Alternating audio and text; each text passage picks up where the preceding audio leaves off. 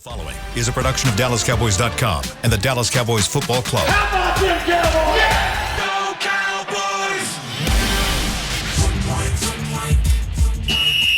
Let's go, baby! Are you ready for a break? Yes. Are you ready for a break? Absolutely. Ready for a break?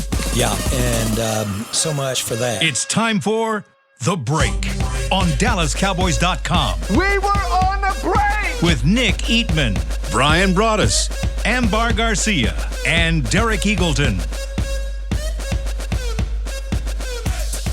It's Friday, December 16th, 2022, Season 18, Episode number 91. Welcome to the latest edition of The Break. We're live from the SWBC Mortgage Studios at the Star. We're presented by Miller Lite, the only beer of the Dallas Cowboys. Today it is our job to get you guys ready for Jacksonville versus Dallas. We'll get into some different topics regarding the matchup. We will also get to some fan questions. We got a whole list of them lined up to ask these guys around a lot of different topics about this team. Let's start first, though, with Mike McCarthy. He was talking a little bit about he was asked questions about the offensive line, and there are questions about who's going to line up where. And one thing he mentioned was yesterday in practice they had 5 different rotation combinations on the offensive line. And then he also said they're not there yet regarding lining up with just 5 guys for an entire game. There's a lot of moving parts. What are you guys' thoughts about kind of where they are and what you expect to see this weekend with the offensive line? I think that the continuity part has kind of been thrown out the window a little bit because they've had to work so many different combinations, and so it also speaks volumes for the job Joe Philbin's done as an O-line coach, but also the versatility these guys have, flexibility to go in there and play all this stuff. So, I think that they're practicing this way because they know that they have to do it at times, and also because they can. They're allowed. I mean, these players are good enough to do that. So, as for where they're going to line up, I'll let Brian and Amber handle where they're going to line up. I mean, I don't think we know, but I mean, I think that they're getting it ready. Yeah. And Jerry's on the radio right now talking about it. I mean, Jerry talked about it that Tyron Smith could play some right tackle. Yeah. That's where all this is going, and that's what that nobody wants to throw that out there. But Jerry is saying it, and that Tyron has the ability to play left tackle. He could play right tackle, and that's just another name in the mix of who could be playing on the right side. I think yesterday when Mike McCarthy was pressed with a question from Todd Archer that he didn't really want to answer the question, and I think that you started kind of feeling that maybe there was something up there. I think also, too, from things that I'm hearing inside the organization, that Tyron Smith went to the coaches after the injury, to Steele and said, hey, listen, I'd be willing to help any way we can here. And I think that was a big, big play on Tyron's part and the coach's part. And they don't – we talked about this yesterday even, just even throwing it around, as a little bit of some speculation – was that you really didn't want Jason Peters to probably play 65, 70 snaps. So here you have Tyron Smith willing, seeing what's going on, seeing what potentially the future is at your left tackle spot, and, saying it for the team like, hey, I haven't been available all year. You guys have won 10 games with me not being around, but, hey, if I have to play right tackle, if I could help us there, be willing to do that. And then it also helps Jason Peters. And then it also, if you get into a situation where ball can be involved, and again, it's one of those things where, it might be the score will be dictating, or the flow of the game will dictate if you want to play him at all. So, yeah, I mean, this is, this is one of those things where they, like Nick says, they've got all these players that they can move around and see where they're at. And it used to be very much like, it's about continuity. It's about same 5 guys. You don't want to mess with the continuity and all that.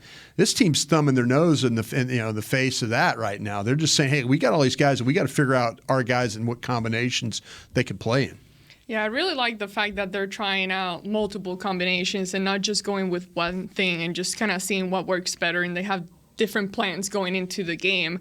And I know a lot of people seem to be very, very excited to see what that looks like, having Tyron on that side. And by doing so, you technically keep your best 5 out there without having to really shuffle too many pieces. And I was thinking, I'm still not a huge fan of having him on the right side because I'm just concerned about injuries, and if anyone can do it, it's him. Like he's a pro. He's one of the best out there. He knows the game. He knows what to do. So I have trust in him being a beast. And a beast is a beast anywhere you put him. But it does affect the type of environment you're at. And I was thinking this morning while I was listening to the fan and just listening to McCarthy talk about it a little bit. I went back to Zach Martin and how he moved position.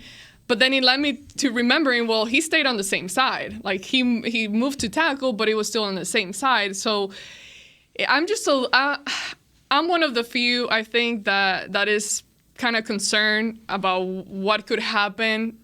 Hopefully nothing injury-wise happens, but I am looking forward to it, but I am concerned. And it seemed, can I go ahead and talk? Let me look. I did a poll on Somos yesterday, and I did the different combinations, 3 possibilities of switching around people.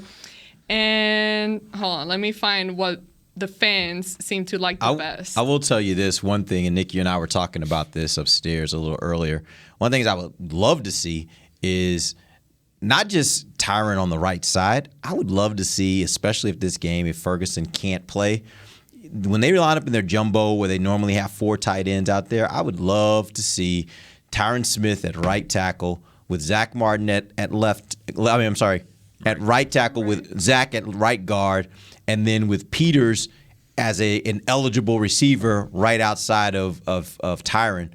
I would love to see that. Like that to me, I look at that and say, you can't get 3rd and short. If you can't pick up 3rd and short like that, then what are you doing? Like you got 3 Hall of Famers sitting right there together, and their only job is to maul whoever's in front of them. I'm going to bet on them every single time. So I think there's some really cool things you can do with this lineup with these guys, depending on where you want to line them up. And by the way, I don't think that they are even sticking to you got to put them in one spot and leave them there. Like they've moved these guys around all season. And they give them spells where they'll come in for a series. I think there are ways to do this, and I think there are ways to do this that may make a defense have to adjust to the variability of the different guy that may line up at a different spot at a different time in the game. So what we posted on Somos Cowboys were 3 combinations. Yeah. And the results pretty much surprised me as to what fans kind of voted the most. And we had, just to give you an idea, we had for the first one, Tyron, McGovern, and then on the other side, Jason Peters. The second one was Tyron, Tyler Smith, and then Jason Peters on the other side. Then the third one was Tyler Smith, McGovern, and then Tyron on the right side. Most people, 59% of the votes went to moving Tyler Smith to guard, having Tyron on his left side, and then Jason Peters all the way to the right, which for me was surprising because poor Connor McGovern getting kicked out. Yeah. And it doesn't seem like it's going to kind of, I mean, we'll see what all the combinations that McCarthy has prepared, but I thought that poll, the results of it was pretty interesting. Fans like names. I mean, they like the names. Absolutely. And Tyler Smith is a first-round pick. They didn't like him as a first-round pick when he was a first-round pick drafted, but now that he's here, he's a first-round pick. And so, and he's strong and he's done a good job. And so it's like, well, he can just move in and, move everyone around. I mean, I'm surprised, too, by that being the poll, but fans, that's what fans think of. They're like, all right, give me my best guys. Yeah. Hall of Famer, first round pick, and then Biotish. Sorry, but who's playing well? He's playing well. We haven't really ever said that he got blown up on any play or bad snaps or anything like that. Like, he has really played well. And last year when he wasn't playing well, it's because of the stuff we could really see. I've never seen false starts on the center as much as I saw with him. He's cut that down. Shotguns have been good. I mean, he is actually moving people off the line. He's done a really good job. Yep. Let's talk about T.Y. Hilton. What do we know about him? Is there a chance he's playing this weekend? Where is he in his I would say absolutely. I Would say, yeah. I think that's the case. I think they got to kind of figure out. Again, it comes down to we'll see what happens with James Washington and stuff like that. How many guys you can address. They've got all these guys now on the offensive line they have to think about. So it's going to come down to numbers on, if in fact he could play. It sounds like to me everything has been super positive about him. it's pros pro kind of guy coming in, learning all the spots. I mean, you listen to Dak talk about him yesterday. He's like, man, it looks like he's fine for me. So, and Dak's always going to be positive, but, I think that, T.Y. Hilton, veteran guy, and, he wants to play. He wants, he's sat out the whole year. So for an opportunity to go in and contribute, I think is something that they're welcoming right now. And one thing to remember, too, about if Jake Ferguson doesn't play, and he's getting so late into the week here, not playing, so from a concussion last week, that's not a spot I don't believe that they will replace. I don't believe they will just say, I got to have my fourth tight end. Right. What happens is you could have an extra receiver active this week that you didn't have before, or an extra lineman if you wanted to say. Well, to Derek's point about lining up with Peters and all those guys, how many backup? Let's just say it's Ball. Let's just say it's Peters on the right side, and then Tyron's the backup, which I've never said before, so I just wanted to say it. So Tyron's the backup, and then Josh Ball will probably still be active, and then you need a guard, and I'm not getting into who it could be, but we were watching it out there, and there's some guys on the practice squad that could get elevated because I believe Avante Collins is out of elevation. I think he is, yeah. So it might be, and they have some other guys that they could bring in. They may be like a backup guard because I don't know who would be your backup guard. It's got to be someone. Not be Tyler. Tyler Smith. Yeah, you slide him in and you put those other two at tackle. Yeah, if you're going to do that, that's the way I would go. Yeah. Okay. But going back to Ty, I think something that surprises me, knowing he's been out this long, that everybody, players, McCarthy, everybody that's been asked, they've mentioned his speed and the way he runs. So that's exciting to hear that at this point he's been here like less than a week and he's in good shape and form and is not getting out there, I don't know if you can get dehydrated in this weather, but you know what I mean, just like out of breath and just kind of going back into football form and shape. So that's very impressive to me to know that he's literally ready to go. Now the thing to keep an eye on is if he in fact has had enough time to learn all the routes and all the playbook and all that. But shape-wise, he seems like he's fast and can move around pretty well. But the one thing I will say is, and we've seen the Cowboys do this with players, like when you don't have a training camp and he hasn't played all season, no matter what kind of shape he's in, they're still going to kind of have that ramp-up period. Yeah. So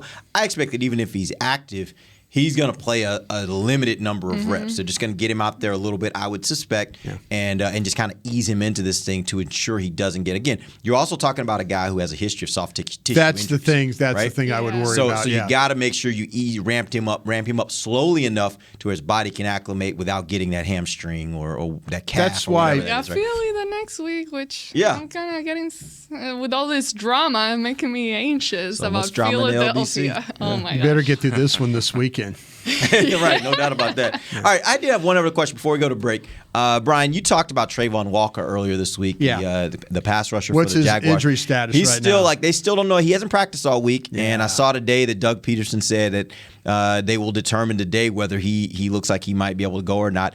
If he doesn't go, that's a big loss. How much does that affect their ability? They're a team that struggles on defense at times, and I think he's outstanding. Is that their best defensive player? I think it's their best defensive player. I know people might say that that they have others. I mean, Josh Allen and stuff like that. But you take him off the field because he's the one weapon that can. If you said, okay, well, how can you go after Tyler Smith a little bit? That's who I would take. I would put Walker on Tyler Smith and try and wear him out, a little rookie on rookie there. But, yeah, that would be a big, big, big loss. I mean, Devin Lloyd, I think, has played pretty well for him as well. We'll see how that all plays out. But this is a team that gives up some yards. Nick said something really earlier in the week that I thought was pretty good. He goes, about 30 points might not be enough in this game. This has got a potential for both teams going big. I mean, I know we're gonna have our scores and all that at the end of the show, but the more I watch this, the more I'm thinking, okay, how does Dallas match up here? Well, how does Jacksonville match up here? So I think both teams defensively are going to be put under a lot of stress in this game. Yeah, and I know this is going to happen because I have Dak Prescott on my fantasy team. And I have a bye this week. Me too. And I think he's going to have 47 points of fantasy points because I think he's going to go off. That's how it usually works, right? I think doesn't this matter. team, and I went back and looked at some of the times when they've struggled in games in the last couple of years, whether that was a bad performance, whether they lost or not. It was just this wasn't good, and the narrative is what's wrong with the team. Every time they basically score 40 points. And when they come back, this is the talk. Now, the one time when they had a bad game against the Bucks and Cooper Rush took over and they scored 20 against Cincinnati and won, that was still a huge game, bounce back game. They bounce back when they don't play well, and I think that they'll do that. I think the offense will, but I do think it's going to be the defense is going to get tested a lot. Yeah, I do too. Do you this defense? They've been getting tested the last couple of weeks, and I don't know that they've been as much of a shutdown defense. Well, they as gave up we 3 thought earlier points in the year. the last weekend. I mean, The second half. Second half, Right. right. And I thought they got put in some bad situations in that game. But to your point, yes, I think there's all these when you start taking out your cornerbacks and putting guys out there, and then all of a sudden your best player doesn't have a sack. Now you're sitting there thinking, okay, where's the defense going to come from? Yeah. Leighton Vander Esch, okay, go have 14 tackles. That's what it doesn't look the same when Parsons isn't sacking and they're not getting, not knocking balls down. I mean, it was the fact that the Texans came out and said the only chance we have in this game is to play 2 quarterbacks, one that runs and one that throws. That's kind of now you're playing against a guy that can run and throw. Yep. So that's the kind of the drama that you're going to deal with this How this would week. you rate the defense right now? Do you think that they've started to decline a little bit, or kind of, for your opinion, have they stayed kind of where they've been on that same line? Because I don't think they've kind of They play the run well now. Yeah, I think their personnel's. I think the personnel's gotten worse. I think Ryan hit the nail on the head. Like I think they've lost personnel, key personnel. Yeah. Think about it. You're down your second and third cornerback. That means your fourth and fifth cornerback are now your second and third cornerback. And you're claiming guys from other teams, or you're getting guys on your practice squad. You're bringing guys in because you're not sure. And as a personnel guy, you've been in the scout for. Name on one finger how many times when you were in that office when y'all cut a good corner. Yeah, never. Never. Right. It doesn't happen. So if the guy's on the street the at only one I corner, can think of is Javarius Ward. That was a trade. and that was They let him go, and he turned out to be a He was going to make the team. I'll never forget. We were in that. They we were bombed. In that, Yeah, we were in that. But it doesn't happen often. Your point. I'm saying, like, let a guy go at corner, like, you know what, we can let him go. Yeah. And then he's out there on the street, and it's like, he's really good. Like, no. I remember that game. It doesn't happen. Which one? Well, it's Houston. It was a preseason game. We were all down there doing the game, and it made the trade. He was on the field warming up, and they pulled him off the field. Yep. And they said, listen, you're going to Kansas City, and then you get a guard because you were in a bad situation. Guard gets hurt in practice, and then you never play with, you missed out there. Yeah. That was just damn bad luck right there. Yeah, it was. That really was. It happens. All right, we're going to take our first break. We'll come back. We'll talk about the Jacksonville versus Dallas matchup. I got a few questions for these guys, then we'll get to some of your questions. 888-855-2297 is our number. We'll be back. DallasCowboys.com radio. Todd thought it would be secure to jog in the cheetah savanna. Todd believed the big cat repellent he bought online was reliable. And now, Todd is trying to be faster than this cheetah that can run 80 miles per hour. But the good news is, Todd has AT&T 5G that is fast, reliable, and secure. And he learned the best thing to do is stop running and toss her the backpack with the beef stew. AT&T 5G. Fast, reliable, secure. It's not complicated. 5G requires compatible plan and device. 5G may not be available in your area. See att.com/5G for you for details. What do you call a group of grown men and women with their faces painted silver and blue who get together every week to share a 3-hour-long ritual of jumping, singing, and toasting Miller Lite in 10-gallon hats while yelling, "How about them Cowboys?" You call it Miller Time in Dallas. Here's to the Cowboys. Here's to the original light beer. It's Miller Time. Celebrate responsibly. 2021 Miller Brewing Company, Fort Worth, Texas. Want to use what the pros use? How about the official men's skincare brand of the Dallas Cowboys, Jack Black? Right now, you can get the Jack Black Starter, a curated collection of Cowboys locker room favorites for just $10 with free shipping. The starter includes 4 Jack Black skincare favorites, plus a full-sized intense therapy lip balm. Go to getjackblack.com/Cowboys and use the code word TEAMJB. That's getjackblack.com/Cowboys. The Jack Black Starter, $10, free shipping. When you build, you start with the foundation. And home ownership is a foundation of a stable future. The Bank of America Community Homeownership Commitment has helped over 34,000 people lay the groundwork so far, with up to $10,000 towards your down payment or 3% of the purchase price, whichever is less. The satisfaction of owning your own place can become a reality. Visit bankofamerica.com/homeowner to learn more. What would you like the power to do? Bank of America N.A. Equal Housing Lender. Credit and collateral is subject to approval. Restrictions apply. This is not a commitment to lend. Back to the break. Experience the magic of the Dallas Cowboys World Headquarters during Christmas time. With your ticket, you'll enjoy a 45-minute guided tour, Christmas cookies, and a takeaway limited edition Dallas Cowboys ornament. Select dates are now available and will sell out fast. Book your visit now at thestarinfrisco.com/tours. Welcome back. It's the second segment of the break, live from the SWBC Mortgage Studios at the Star. This segment brought to you by blockchain.com. All right, let's go. Let's talk about the Jacksonville versus Dallas matchup. I think the biggest question coming into this game that I think I've seen from fans most often is, and this one comes from Nathan Shemp, how does Dallas contain Shemp Trevor? was one of the good Three Stooges. He was pretty good. Shemp was really good. You know, you lost about 3/4 of the audience right there when you said Three Stooges. Three Stooges were the best. I remember Three Stooges, Yeah. but most probably Yeah. don't. All right. How does this team contain Trevor Lawrence? And I'm thinking both from a running standpoint and also his ability to throw. He's got a really good arm. He has. What do you do? Pull his hair.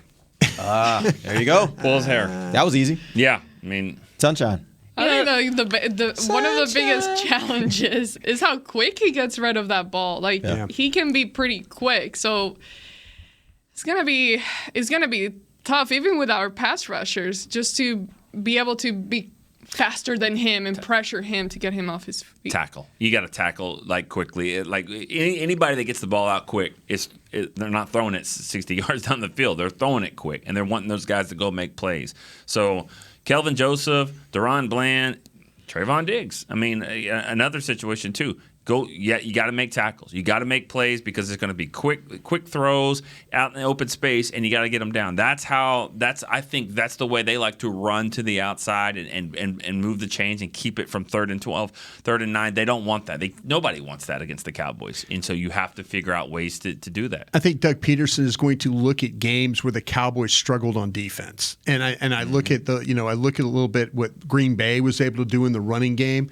I think you look at maybe what the Giants did a little bit earlier about them. Look what the Texans did. Philadelphia. Yeah. I mean, to me, it's more about like Doug's always, and I know I've known Doug for a long time, and his whole thing about this quarterback is the concepts. He's trying to create opportunities with concepts that this player, with Trevor Lawrence can handle, whether it's throwing on the move, it's the read option stuff, it's him running the ball straight himself.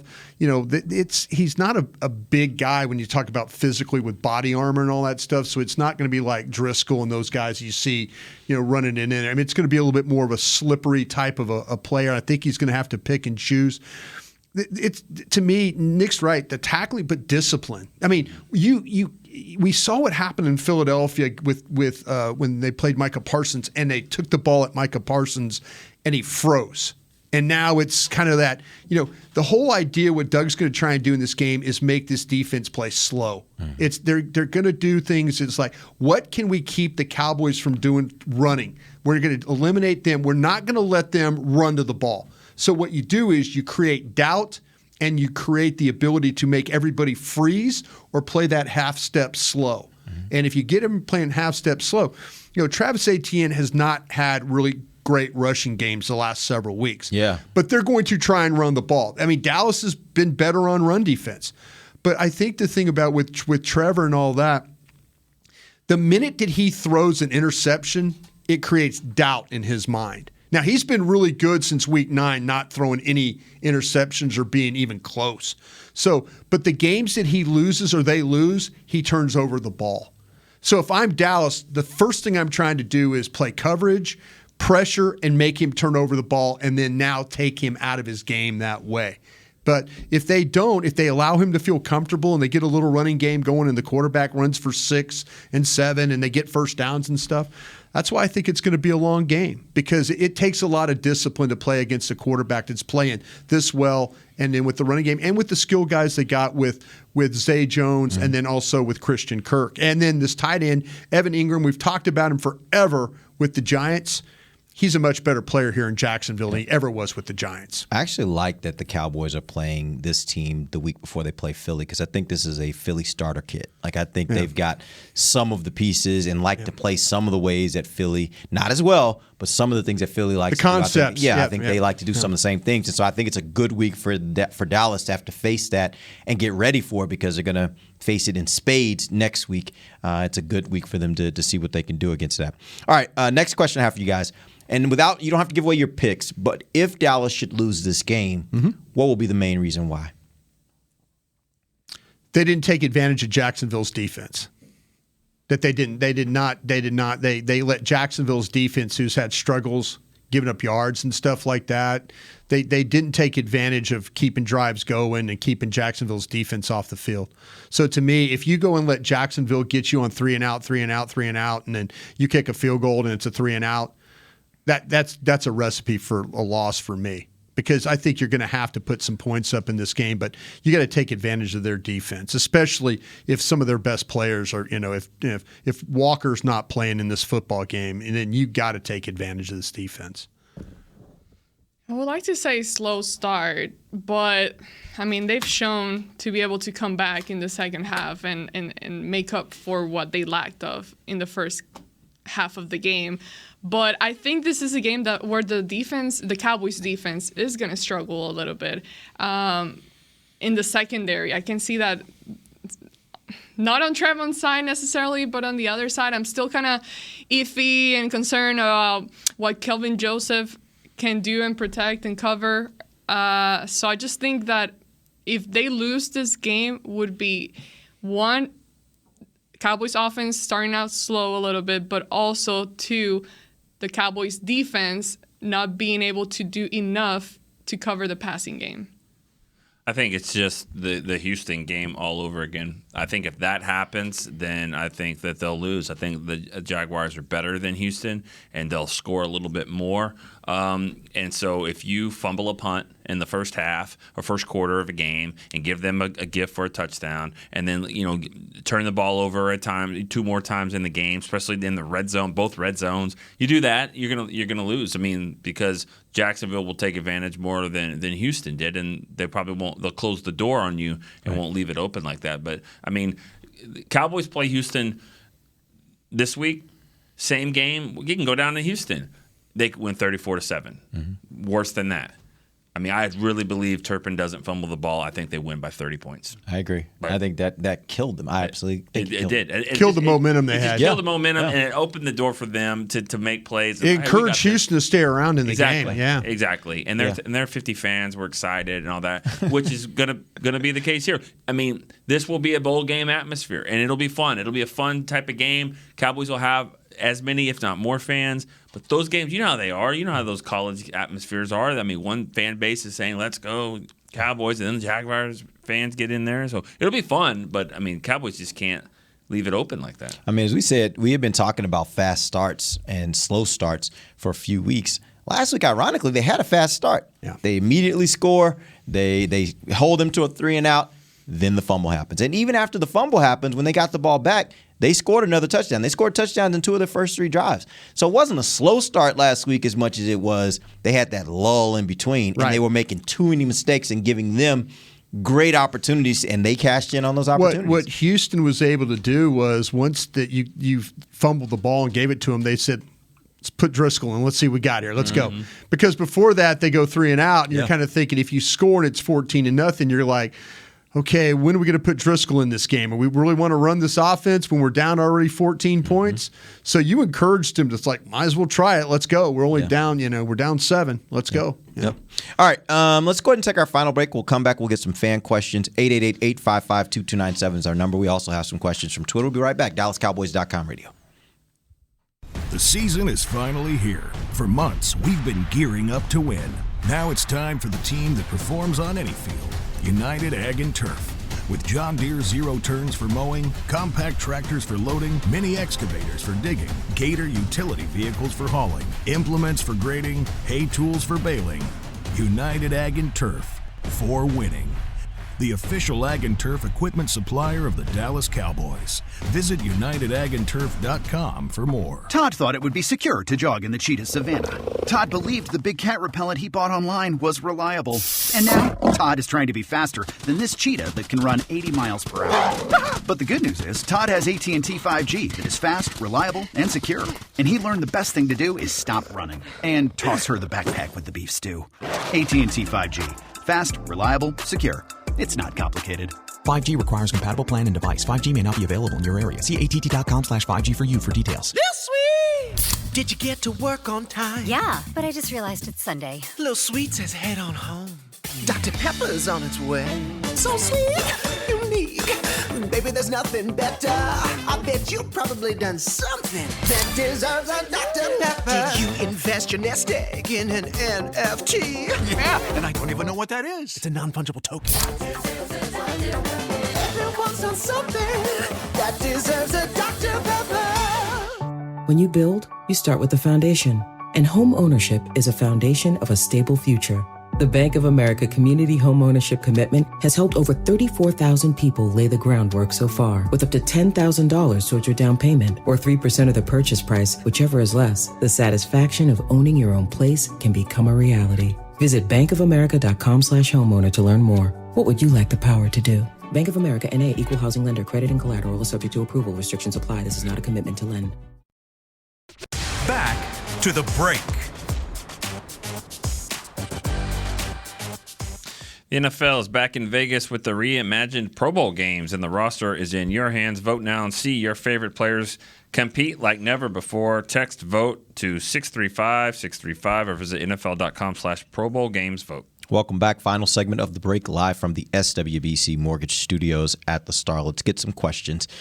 First question from STX Mario. He says, if TY is active, how does that alter the game day roster? We talked a little bit about it for a second, but specifically he wants to know about Washington and Tolbert and maybe even Noah Brown. How does that affect who may be active and what their roles might be on game day? Like I said before, I think that they don't have to do anything differently this week if Jake Ferguson doesn't play. Right. It's just different. I mean, you just put they have a tight end on the practice squad, Seth Green, they could bring up. They want to do that. I don't think that they're going to do that, though. I think that they'll probably just maybe go with an extra receiver or extra lineman. I can't remember right now if Tolbert was active for this game or not last week. I don't remember if he was. I don't think he was. I don't think he was either. Then I think maybe T.Y. Hilton takes over for Ferguson. Yeah. So does what? But I guess they're going to dress six likely, and the sixth guy will be Turpin, I think is what they'll do. So you'll probably see Gallup, Lamb, Brown, Washington, Hilton, and then with Turpin being the guy that they use on the team. And stuff. James Washington did special team stuff last week. He did. Kick return, kick off. Like he did things that you would put on special teams. So I guess that's more of the question for me anyway, is do you expect that this is – inactive. He was? Tolbert. Okay. Yeah, Tolbert. Do you expect that James Washington starts to see fewer opportunities offensively if you're trying to integrate T.Y. Hilton? And as I mean, as he keeps going, you would think that they were ramping Washington up, but at this point, do they ramp up, ramp down? What happens at this point with James Washington now that you have T.Y. in the building? Okay, what you got to figure out. I could say Washington. I've kind of been one of those things where if you had to carry, say you do sign Beckham, I kind of, and this is the personnel guy in me. I got to figure out a way that Jalen Tolbert somehow gets a mysterious injury. Nope. Are you saying you just walk by him and you kneap him? I'm just saying, in practice, we might have pulled a hamstring. We might have a thumb problem. This is not DallasCowboys.com saying this. This is Brian Broaddus, 105.3 The Fan, former personnel guy. These guys have nothing to do with my thoughts, okay? But you got to figure out, you're going to need some... Take him out. It's like, well, we were talking about that scenario before about, hey, come see me in the weight room. You're like, what's wrong with your foot? And you're like, nothing. You're like, drops the weight on it. Like, oh, sorry. IR. There's high ankle sprains.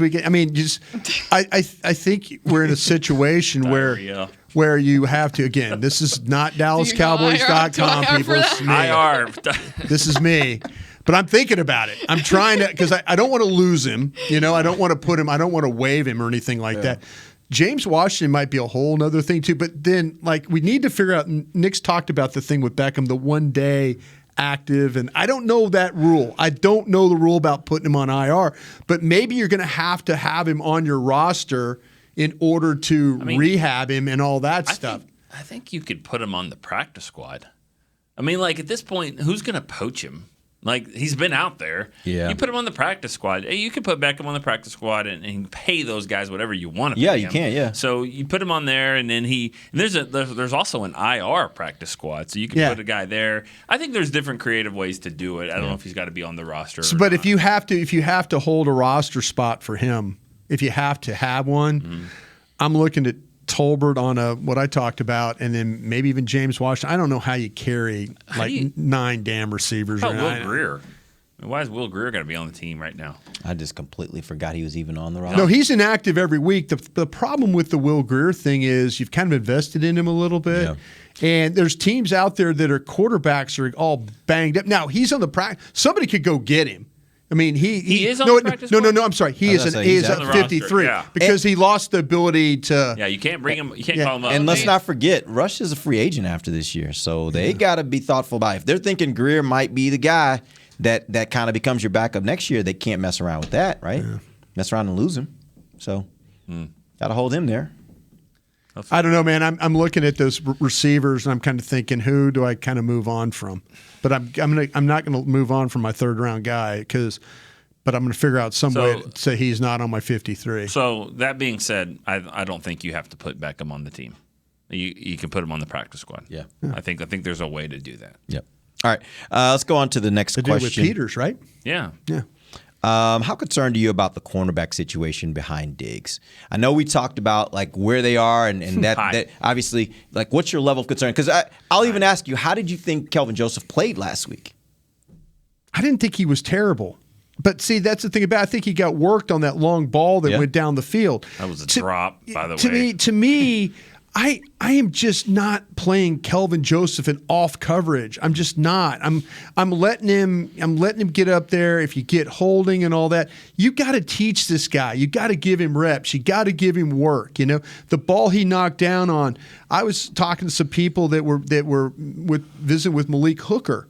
And they were talking about that Hooker was trying to, hey, listen, ball, it's going to come your way. Here we go. Get ready. And they're kind of trying to help Joseph, play a little bit better and play with a little bit more understanding. I've always believed with him, it's just you got to give him work. Now we'll see with the whole thing with Mullen. My guys who watch tape for a living in the league, they're like, Mullen's okay. They weren't like, listen, but when you went out and traded for, Hankins, they were like, man, that's what you got to do right there. That's the kind of moves you got to make. So I'm willing to give the kid a lot of opportunity because I think he's got some talent. I really do. I thought he had some pretty good moments last week, but then I had to remind myself that we're playing against the Texans.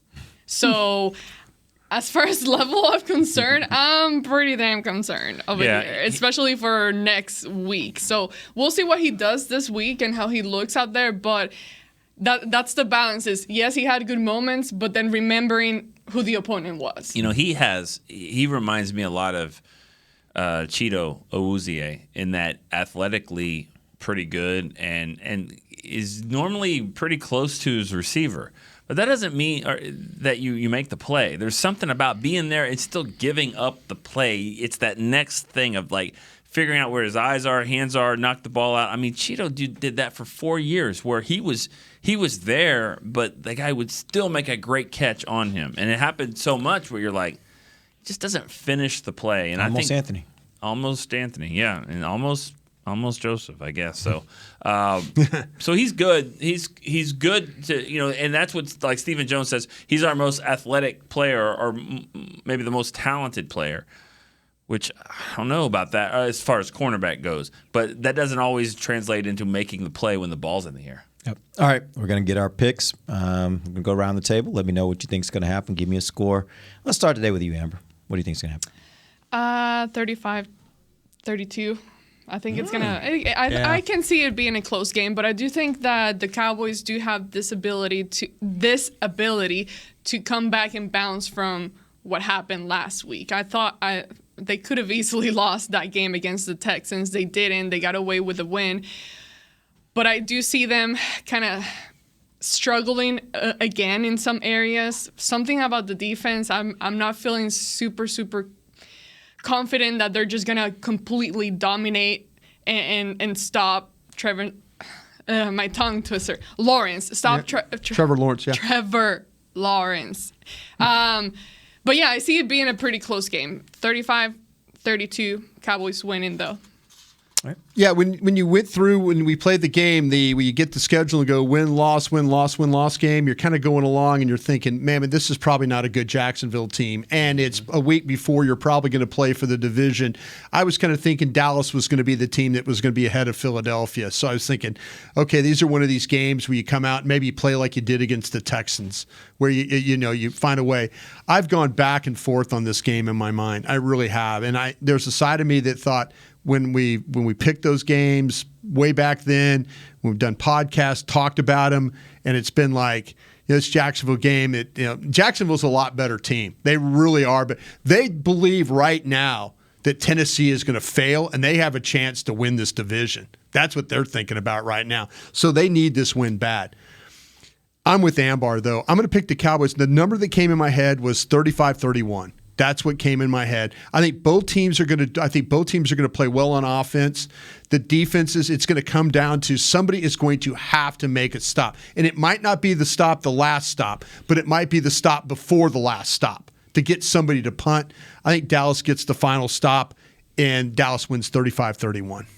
I think I would be a little bit more concerned about it had they not played the way they did against Houston. Yeah. I think that was a game that they overlooked them, and they're not going to do that in this one. And also the fact of what you said about Jacksonville really, really needing this one, I think that probably hurts them more than that, because if they go out and just play, they got all these first-round picks, and they go play, I think they can be pretty good. But, they're 2 weeks removed from getting 40 put on them by Detroit, so they're an up-and-down team as well. But Detroit's playing better.